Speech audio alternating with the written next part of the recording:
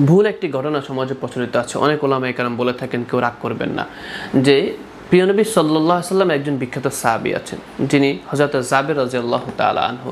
তিনি প্রিয় নবী সাল্লাল্লাহু আলাইহি সাল্লামকে একদিন দাওয়াত দিয়েছেন ওনার বাসায়। দাওয়াত দিয়ে তিনি ছাগল জবাই করছেন, বকরি জবাই করছেন তার ছেলেদের সামনে। তার দুইটি ছেলে আছে। এখন ছেলেদের সামনে জবাই করার পর বাবা যখন জবাই করে গোস্ত কাটাকাটি করছেন বা চলে গেছেন, স্ত্রী রান্না করছেন, রুটি বানাচ্ছেন, রাসূল রুটি গোস্ত পছন্দ করতেন। এমত অবস্থায় দুই ভাই খেলতে গিয়ে যে বাবা কিভাবে ছাগল জবাই করেছে, বকরি জবাই করেছে, এক ভাই অন্য ভাইকে দেখাতে গিয়ে বড় ভাই ছোট ভাইকে জবাই করে দিয়েছে। মা যখন দেখলো, শুনলো যে রক্ত শব্দ হচ্ছে, বড় ভাই ছোট ভাইকে জবাই করে ফেলেছে, তখন তো মা রাগান্বিত হয়ে ধাওয়া দিলেন।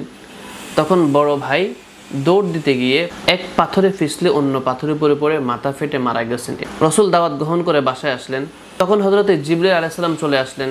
তিনি এসে রাসূলের কানে কানে বললেন যে হযরত জাবেরের দুইটা ছেলে আছে, আপনি দুইটা ছেলেকে ছাড়া আজকে খাবার খাবেন না। তখন রাসূল বারবার জিজ্ঞাসা করলেন যে জাবের, তোমার ছেলে কোথায়, তোমার ছেলেদেরকে আনো। তখন হযরত জাবের বলছেন, আমার ছেলে ঘুমিয়ে গেছে। তিনি কান্না বিজড়িত কণ্ঠে বললেন, ভিতর থেকে তার স্ত্রী কান্না করছেন। একবার দুইবার কয়েকবার বলার পরে তখন তারা সত্য ঘটনা বললেন। বলার পরে রাসূল করিম সাল্লাল্লাহু আলাইহি সাল্লাম গিয়ে হযরত জাবের রাদিয়াল্লাহু তাআলা আনহুর ঘরে দেখলেন যে খাটের নিচে দুইটা বাচ্চার লাশ তারা কাঁথা দিয়ে বা পাটি দিয়ে ঢেকে রেখে দিয়েছে। তখন রাসূল তাদের নাম ধরে ডাক দিলেন, হাত ধরে টান দিলেন, নাম ধরে ডাক দিলেন, তারা উঠে গেছে, জীবিত হয়ে গেছে, রাসূলের সাথে খাবার খেয়েছে। এই একটা ঘটনা সমাজে প্রচলিত আছে, অনেক বক্তার মুখে আপনি শুনবেন বা ইতিপূর্বে শুনেছেন। এটাকে অনেক আকর্ষণীয়ভাবে বক্তারা উপস্থাপন করে থাকেন, অনেক আলেমরা উপস্থাপন করে থাকেন অনেক আকর্ষণীয়ভাবে, এবং বক্তাও কাঁদে, শ্রোতাও কাঁদে। বস্তুত সত্য কথা বলতে এই ঘটনাটা সম্পূর্ণ ভুল। এই ঘটনার কোনো দলিল নেই। সাহাবাই কেরাম থেকে সহিহ সনদে এমন কোনো ঘটনা উল্লেখ হয় নাই।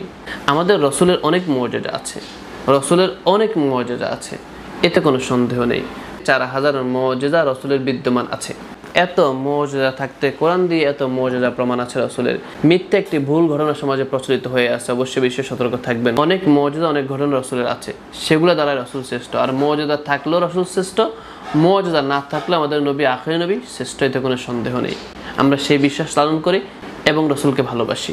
আল্লাহ তাআলা সকলকে সহিহ বুঝ দান করুন, আমিন। আসসালামু আলাইকুম ওয়া রাহমাতুল্লাহি ওয়া বারাকাতুহু।